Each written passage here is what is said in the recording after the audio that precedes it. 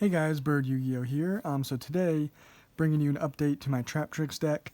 They actually got a couple new support cards here, which I think are decent. They're not the best, of course. I think Traptrix Sarah is still probably the best new support that this deck has ever received. But both of these cards are very good, and I'll show you kind of how I am playing the deck right now. So yeah, starting off. We just played two of the new Traptrix Vesculo. I think it's got really nice artwork. I like all the green in there. But basically, it's a really nice extender to have.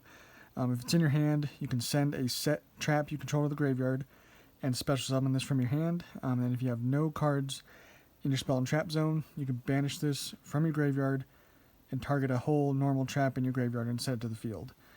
So theoretically, if you have open this and any of your whole trap cards, you can set it and then send that to the grave to special summon this, link this away into Traptrix Sarah, banish this, and then set that trap back to the field. So that's kind of cool, just to be able to do that.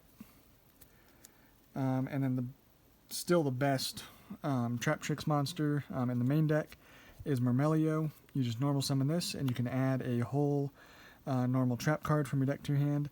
And also, if it's special summoned, which is pretty easy to do with this deck, you can target a spell and trap card your opponent controls and destroy it. So two very good effects off of this card.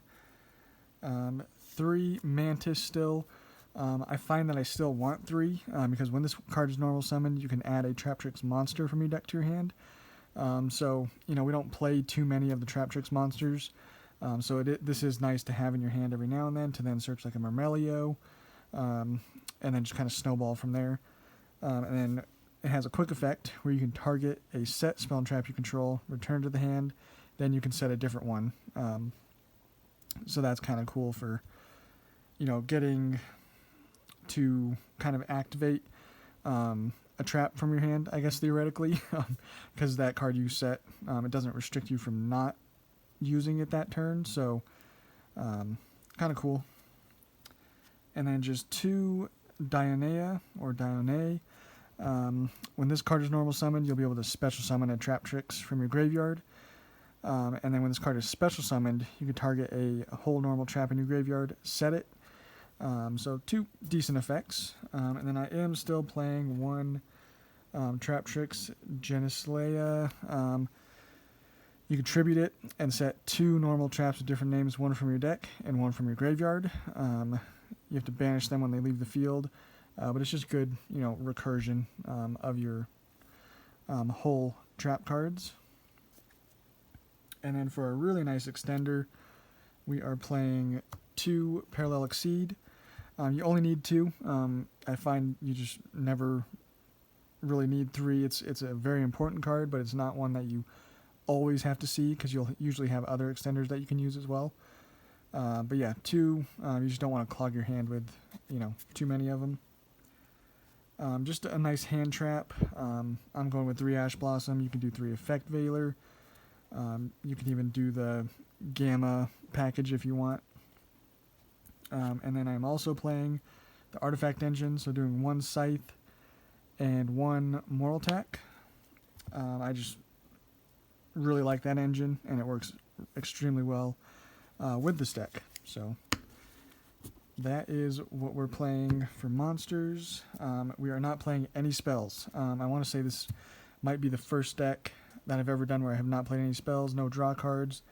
Nothing that I really felt like I needed. I just wanted monsters and traps. So the really good trap in the deck is obviously 3 Artifact Sanctum. That is obviously the reason for playing Scythe and Moral Attack.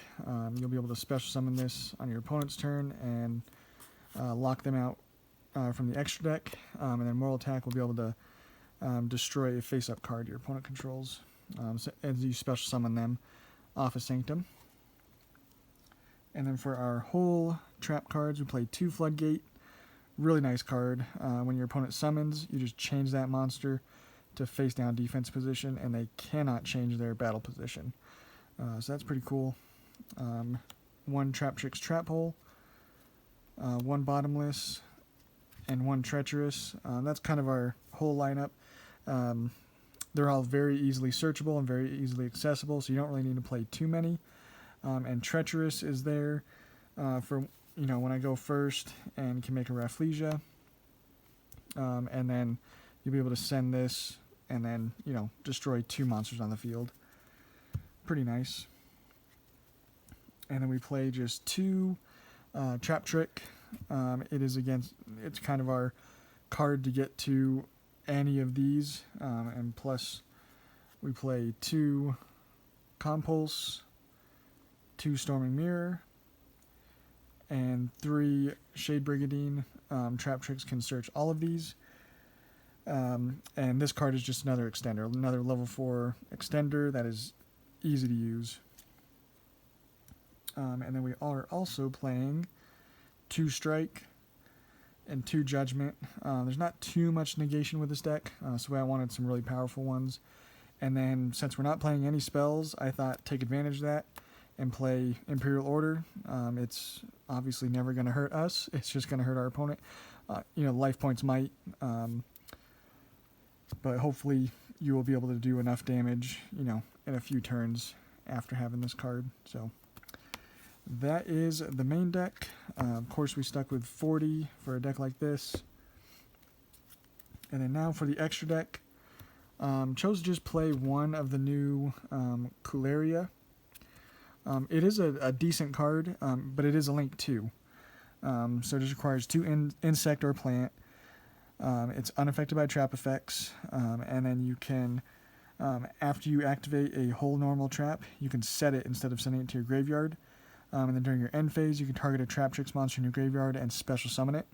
So again, that's some really nice recursion and or destruction. Like if you special summon back that Mermelio, you're going to be able to pop a spell and trap your opponent controls.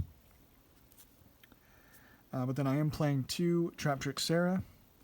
It's kind of a pretty expensive card now. You really only need 2, to be completely honest. Anytime I've played it, I have never needed the 3rd one.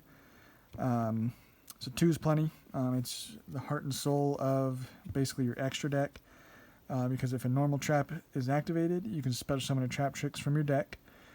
And then if your other Traptrix monster effect is activated, you can set a whole normal trap directly from your deck. So either you're getting a trap free from your deck, or you're getting a Traptrix monster free from your deck. Very, very good. And then playing just the 1 Rafflesia.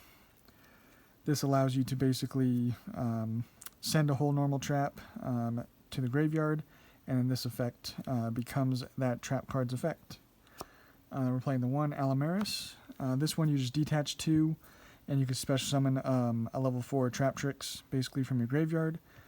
And then if your opponent's monster leaves the field and is now in the graveyard because of your card effect, you can detach 1 and then special summon it to your field. So that is really nice. And the other kind of rank 4s we're playing, Baguska, always nice. People always forget about it, and it screws over a lot of decks when it's in defense position. Evil Swarm Exton Knight to just blow up the field. It is nice to have. And then Abyss Dweller, shutting off your opponent's graveyard is never a bad idea. And then for some of the other links we're playing, IP Masquerena, and then mostly to help us kind of go in second to be able to destroy some stuff, Cerberus, Phoenix, and Unicorn are really nice. Definitely like having them in here. And then also I'm playing the Bujinki Ahashima. So basically you're playing all level 4s. So if you make this, you can special summon 1 monster from your hand and graveyard with the same level. So basically, and then you have to exceed summon right away using those 2 monsters. So it's really nice, obviously, to go into like a Traptrix monster for free, Exton Knight, whatever you need by making this card. And then the Link 4s that we're playing, Avramax, really, really like it, especially in this deck. It's hard for a lot of decks to get around. And then 1 Boral Sword Dragon to kind of help us if we have that opportunity to OTK and have a substantial amount of monsters on the field. it's nice to be able to make this. And actually, honestly, with our Link 2, the new Link 2, it makes going into cards like Boral Sword very easy, because you're being able to special summon monsters off of this, and then with all your trap lineup, you should be able to protect those monsters pretty easily, to then your following turn be able to go into Boral Sword Dragon. So yeah, this is one of the most fun kind of control decks out there, I think. I think it's really cool, really nice artwork. I love the artwork on all these cards.